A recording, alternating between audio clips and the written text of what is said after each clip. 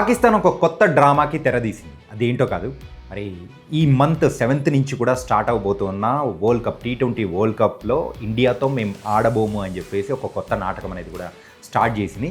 అసలు ఈ పాకిస్తాన్ నిజం చెప్పాలంటే పకోడీ నా కొడుకులనే అది. ఎందుకంటే అసలు ప్రతి ఒక్కసారి ఇండియాతో మ్యాచ్ అంటే ఓడిపోతారు, సరే కామన్గానే ఉంటుంది. కానీ మ్యాచ్ అనేటప్పటికి మాత్రం ఏదో ఒక లొల్లి మాత్రం స్టార్ట్ చేస్తూనే ఉంటుంది. వీళ్ళని చూసి పిల్ల పాకిస్తాన్, అదే అండి బంగ్లాదేశ్ వాళ్ళు కూడా రీసెంట్గా అయితే స్కెడ్యూల్ మొత్తం రిలీజ్ అయిపోయింది. లాస్ట్ మినిట్లో వచ్చేటప్పటికి మేము ఇండియాలో ఆడమని చెప్పేసి చేతులు ఎత్తేసింది. అదేంటి అసలు ఐసీసీకి మరి ఇలా అల్టిమేటం అనేది కూడా బంగ్లాదేశ్ క్రికెట్ బోర్డు జారీ చేసినప్పుడు వాళ్ళు ఏమన్నారో తెలుసా, స్కెడ్యూల్ అంతా రిలీజ్ అయిపోయింది, ఈ టైంలో వచ్చి మేము కాదు లేదు అని చెప్పేసి అని అంటే హౌ ఇస్ ఇట్ పాసిబుల్. అందుకే సింపుల్గా అని అనేసింది అనమాట. మన స్టైల్లో మనం అంటాం కదా, సో ఆ స్టైల్లో అనేయడంతో సో ఇప్పుడు బంగ్లాదేశ్ ప్లేస్లో అయితే స్కాట్లాండ్ ఆడుతుంది. కాకపోతే ఇప్పుడు పాకిస్తాన్ వాళ్ళు ఏమంటున్నారంటే మెయిన్గా అయితే పాకిస్తాన్ క్రికెట్ బోర్డు వాళ్ళు ఆల్రెడీ ఆడాలా వద్దా అనే నిర్ణయం మేము 2వ తారీఖున తెలియజేస్తాము అని చెప్పేసి అన్నారన్నమాట. దానికి సంబంధించి 1 డే బిఫోర్గానే అంటే 1వ తారీఖే ఆల్రెడీ వాళ్ళ గవర్నమెంట్తో డిస్కస్ చేసిన తర్వాత మేము వరల్డ్ కప్ ఆడడానికి పర్మిషన్ ఇస్తున్నాం, ఓకే, కాకపోతే ఇండియాతో ఆడడానికి మేము ఒప్పుకోము అని చెప్పేసి వాళ్ళైతే అన్నారు. బాగానే. కాకపోతే పాకిస్తాన్ అంతా ఎలా ఉంటుందో తెలుసా, ఎవరైనా ఆడము అని చెప్పేసి అన్నారంటే ఖచ్చితంగా వెంటనే ఏం చేయాలి, దానికంటే ఒక ప్రాసెస్ ఉంటుంది. అంటే పీసీబీ దగ్గరికి వెళ్ళాలి, అంటే పాకిస్తాన్ క్రికెట్ బోర్డు వాళ్ళు ఐసీసీకి చెప్పాలి. ఐసీసీకి చెప్పిన తర్వాత మరి ఐసీసీ దానికి తగ్గట్టు అంటే యాక్షన్ ఏం తీసుకుంటుందో చెప్తూ ఉంది. ఆడకపోతే ఏం కాన్సిక్వెన్స్ వస్తాయి అండ్ ఆడితే ఎలా ఉంటుంది ఏంటి అని చెప్పేసి చెప్తుంది. కాకపోతే ఇక్కడైతే గవర్నమెంట్ అదేదో మేము చెప్పేస్తున్నాం అయిపోయింది అని చెప్పేసి వాళ్ళ ట్విట్టర్ హ్యాండిల్లో వాళ్ళు పెట్టడం అనేది కూడా జరిగింది. ఏంటంటే ఇదంతా కంప్లీట్ ఒక నాటకం. ఆడుతుంది, ఫైనల్గా వచ్చేటప్పటికి ఆడుతుంది. ఎందుకు ఆడుతుంది అనేది కూడా నేను క్లారిటీగా చెప్తాను. కాకపోతే అంతకంటే ముందు ఈ పాకిస్తాన్ గవర్నమెంట్ ఏంటి వాళ్ళ ప్రజల్లో అంటే వాళ్ళ రాజకీయ లబ్ధి కోసం ఇవన్నీ చేస్తున్నారని క్లారిటీగా అర్థమవుతుంది. అండ్ ఒకవేళ పాకిస్తాన్ ఇండియాతో ఆడకపోతే ఎలాంటి కాన్సిక్వెన్సెస్ ఫేస్ చేస్తుందా అనేది కూడా నేను క్లారిటీగా చెప్తాను.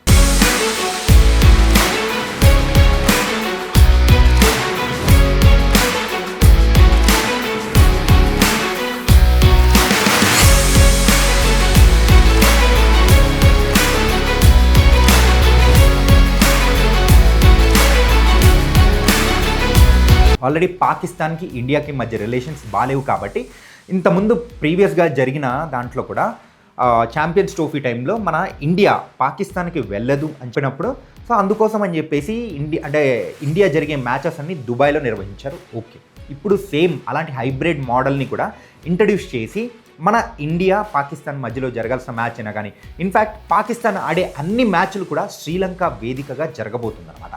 సో దానికి సంబంధించిన మరి లిస్ట్ కానీ అంటే ఇదైతే చాలా అంటే మంత్స్ నుంచి జరుగుతుంది కాబట్టి దానికి తగ్గ స్కెడ్యూల్ అనేది కూడా వేశారు. అండ్ ఈ యొక్క వరల్డ్ కప్ అనేది కూడా కంప్లీట్గా నిర్వహించాల్సింది ఓన్లీ మన ఇండియా. కానీ ఇక్కడ వీళ్ళు కోరిన హైబ్రిడ్ మోడల్ ప్రకారం శ్రీలంకని కూడా యాడ్ చేసుకొని ఇప్పుడైతే 2 nations host చేయబోతున్నాయి.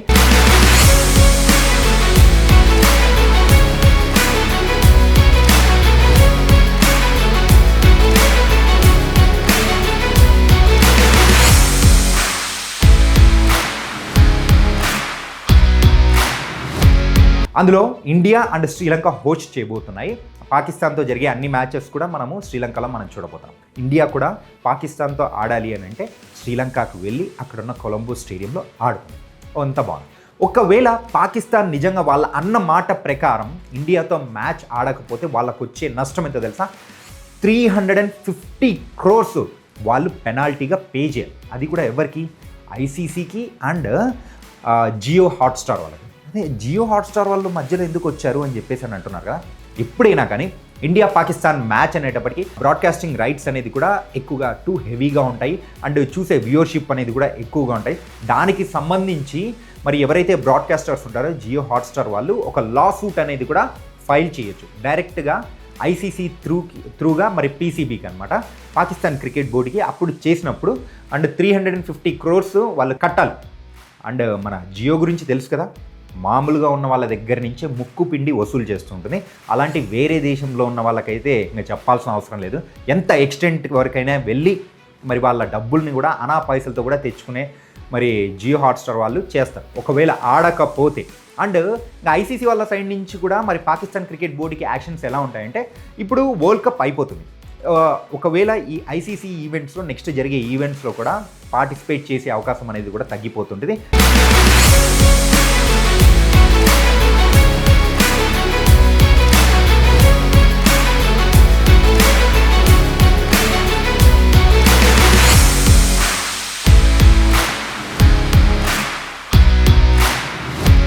And bilateral series మరి వేరే దేశాలతో ఎప్పుడైనా కానీ ఓడిఐ సిరీస్ కానీ ఇట్లా ఆడుతున్న టైంలలో దానికి ఐసీసీ అయితే గుర్తింపు ఇవ్వదనమాట.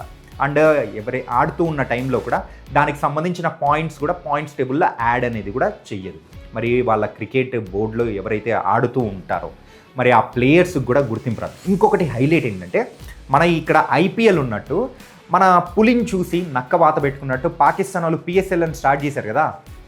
అక్కడ పిఎస్ఎల్ మరి ఆ పిఎస్ఎల్లో ఇంటర్నేషనల్ క్రికెటర్స్ ఎవ్వరూ వచ్చి పార్టిసిపేట్ చేయకూడదు అని చెప్పేసి ఒక అల్టిమేటం అనేది కూడా జారీ చేస్తారు. దాంతో అప్పుడు పిఎస్ఎల్ ఏమైపోతుంది, పోతుంది అన్నమాట. అలాంటి సందర్భం అనేది పిఎస్ఎల్కి వస్తుంది.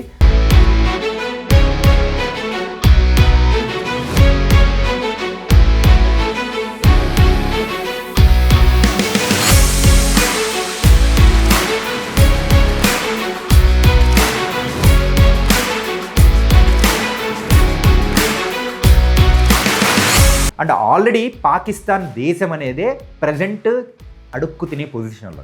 అలాంటిది ఇప్పుడు క్రికెట్ పరంగా కూడా వాళ్ళు డబ్బులు పే చేయాలి అంటే ఎక్కడి నుంచి తీసుకొచ్చి పెడతారు. కాబట్టి ఇలాంటి సందర్భంలో వాళ్ళు పైకేమో మేము ఆడం, ఏం చేస్తారో చేసుకోండి, అది ఇది అని చెప్పేసి పైకి అంటూ ఉంటుంది. కాకపోతే వాళ్ళ దేశంలో ఉన్న వాళ్ళ ప్రజలకు మబ్బి పెట్టడం కోసం, చూసారా మేము ఎంత ధైర్యవంతులమో, మేము ఇండియాతో ఆ మ్యాచ్ ఆడట్లేదు అది ఇది అని చెప్పడం కోసము ఒక రాజకీయ లబ్ధి కోసమే చేస్తున్నారు.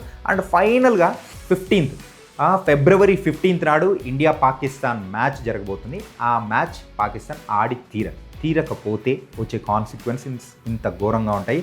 అండ్ వాళ్ళ ప్లేయర్స్ కానీ అండ్ పిఎస్ఎల్ పరంగా కానీ అంటే దాంతోపాటు అంటే బైలేటరల్ సిరీస్ ఏది ఆడుతున్నా కానీ ఐసీసీ సైడ్ నుంచి సపోర్ట్ అనేది కూడా పోతుంది. అండ్ రాబోయే కాలంలో మాత్రం వాళ్ళు పెద్ద నష్టము క్రికెట్ వరల్డ్లో ఖచ్చితంగా చూసే అవకాశం ఉంటుంది. ఇన్ఫ్యాక్ట్ పసికూనలు అంటుంటాను చూసారా, ఆ పసికూనల జాబితాలో పాకిస్తాన్ కూడా వెళ్ళిపోయే అవకాశం కూడా లేకపోలేదు. ఇప్పుడు బంగ్లాదేశ్ పరిస్థితి మనం చూస్తున్నాం. ఈ వరల్డ్ కప్లో బంగ్లాదేశ్ ఆడట్లేదు.